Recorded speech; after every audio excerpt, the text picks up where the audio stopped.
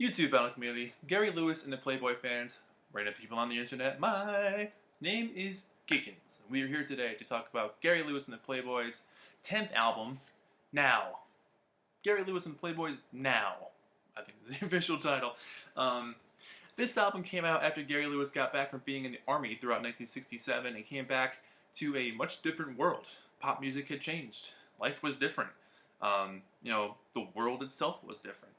And this was the beginning of a decline for him mentally and his career-wise throughout the late 60s, but I thought this album was interesting and worth its own discussion because for me, this was his first album back from being overseas and basically catching up with maybe some of the music that he missed in 1967, and it came out in early 68. It was his last charting album. It charted, I think, at number 150 on the charts. And, Gary Lewis, I think, had some of the most memorable pop songs of the 60s. He didn't write a whole lot of the stuff, but he co-wrote a lot of the stuff, and his voice was fun, and the music itself was fun. He had great songs like She's Just My Style or Count Me In, Everybody Loves a Clown, stuff like that. None of those songs are on here, but they were known for basically having a couple really strong singles and then making an album around those singles. So this album is no exception, but his manager, Snuff Garrett, owned Viva Records, the label. He's not on that label, but he owned that label, and a couple of the songs on here are from that label, which makes me think maybe he was trying to double dip a little bit and get paid twice for a payday there with, the song by the young men on here. But regardless, I think Gary Lewis is super important to the 60s pop canon. He put out 14 albums between 1965 and 1969. None of them went to the top 10 except for the Golden Greats album, which was the greatest hits, which went to number 10, I believe, in 1966. Their second album was their biggest selling album, A Session with Gary Lewis and the Playboys. But, according to his website, there was all kinds of accolades. The guy's not hurting here, but 8 gold singles, 17 top 40 hits, 4 gold albums, and 45 million records sold worldwide. So, this was the era of music where you can be around for 2 or 3 years and make a lasting impression. Look at the Mamas and the Papas or Cream. Bands that lasted 2 or 3 years and then called it quits, or the times changed, and then, they still get played incessantly on oldies radio. Gary Lewis is right up there. So I've always liked his songs. This Diamond Ring and all that kind of stuff. They were fun. I always liked his music.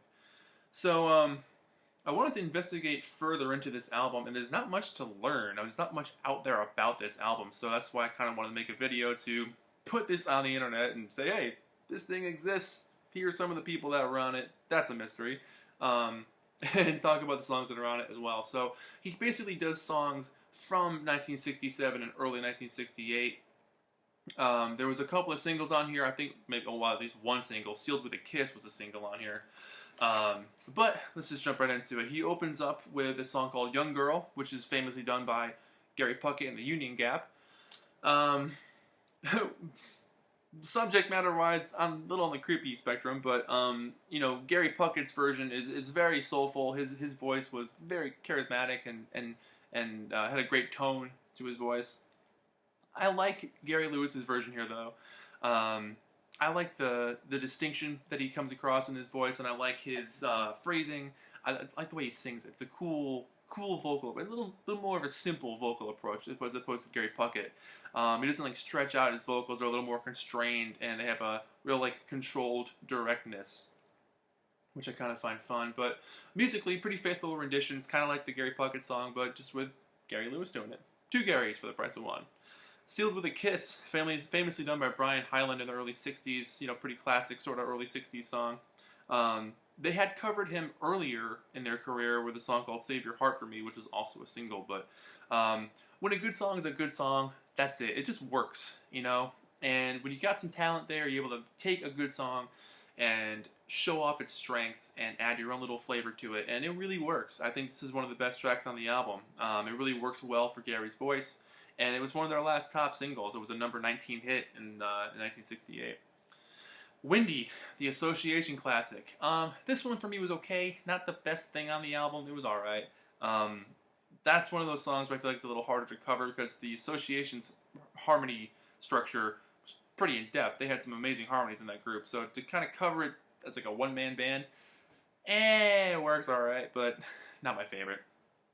And then you get What Am I Gonna Do, which is one of my favorite songs on this album, written by Michael Gordon, who was also in the Marquettes, you know, Surfer Stomp and all that stuff, which I thought was pretty cool, who's now like a movie producer and has worked with a bunch of people over the years. But he was the one on the Viva Records label with The Young Man. That was his song, and that was the same label owned by Snuff Garrett, who is the producer of Gary Lewis and the Playboys. So I wonder if Gary picked that song for himself or if Snuff was like, hey, you should probably cover this song. But either way, really, really excellent results.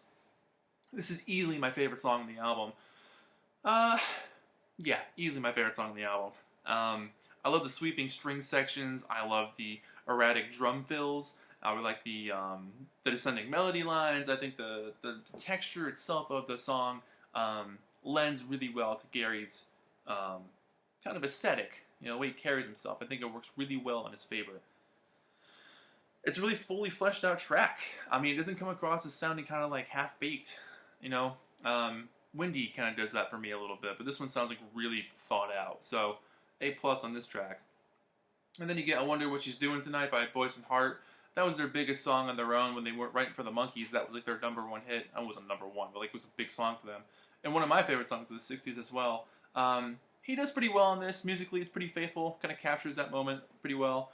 You know, the only thing it lacks is the swinging looseness of the original version. I feel like the original version has so much, yeah, I guess swinging looseness is the best way to describe it. This one's a little stiff.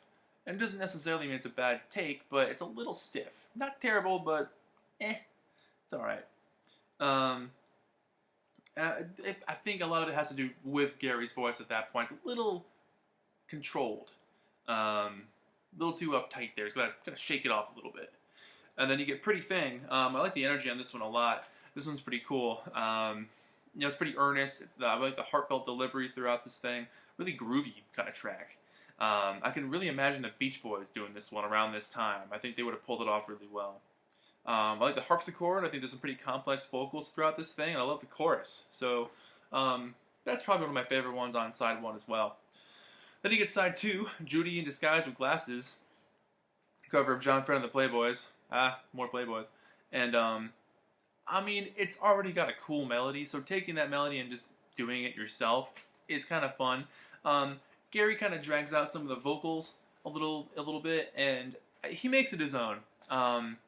You know, again, it's a pretty faithful rendition, and he does his own thing with it. Honestly, I think I'd rather listen to the original version, but this one's not too bad. It's okay.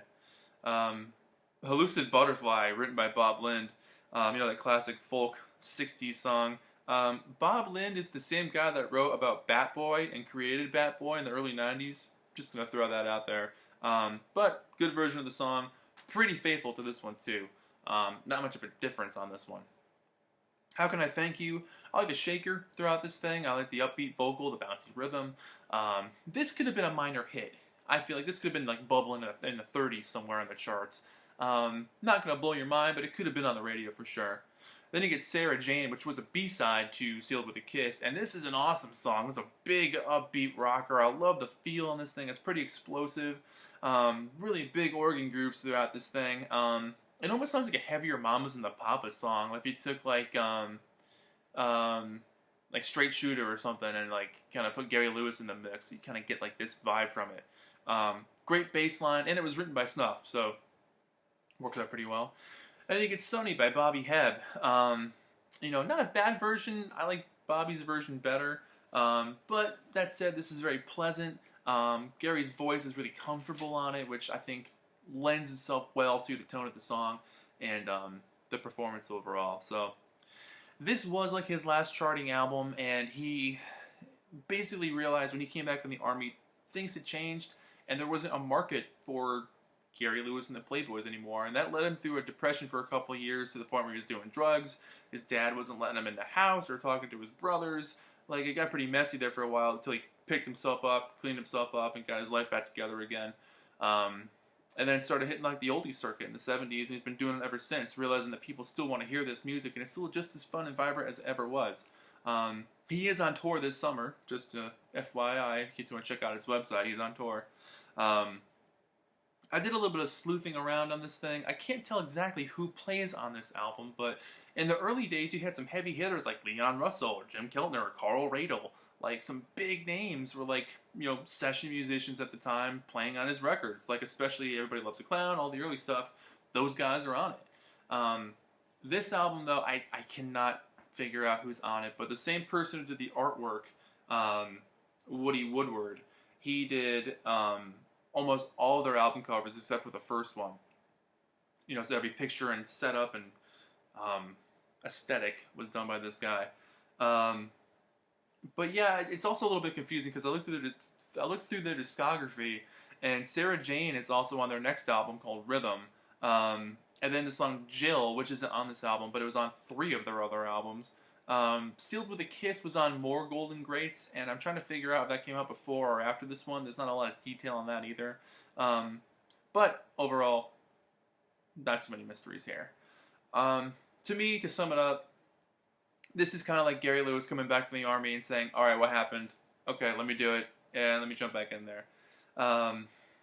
It's all pretty current songs. There's nothing really too old on this thing.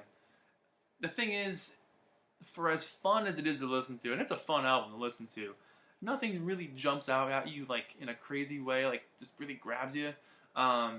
Sealed with a Kiss is definitely a highlight. I think What Am I Gonna Do is a highlight, and Sarah Jane is a highlight for sure. But it's just sad to think what happened next, because like so much of the world changed. There's an interview where he talks about when he came back, and here's Led Zeppelin, here's Cream, here's Jimi Hendrix, here's Janis Joplin. Like, music changed overnight. You know, it wasn't 1965 or 66 anymore when he was at the peak there, you know, hosting Hullabaloo with his dad and all kinds of stuff. Like, those times had changed, and the kids grew up, and they wanted something a little heavier, a little more introspective, a little more deep.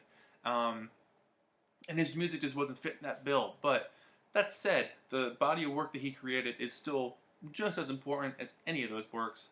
And I love that it still stands today. And you can still turn on the oldie station, you're going to hear Count Me In, and you're going to hear Just My Style. And you're going to bob your head and sing along, enjoy it, and feel good about it. So, overall, I think this is a pretty fun album to listen to. It's not meant to be some deep thing to get lost in or whatever, but it's fun.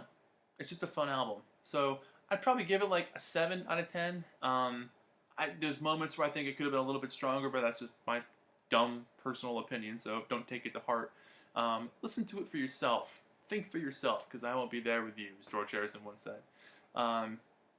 Yeah, that's it. My name is Giggens. This has been Gary Lewis and the Playboys. Now! Thank you so much for watching, and I'll see you guys in the next video. Bye-bye.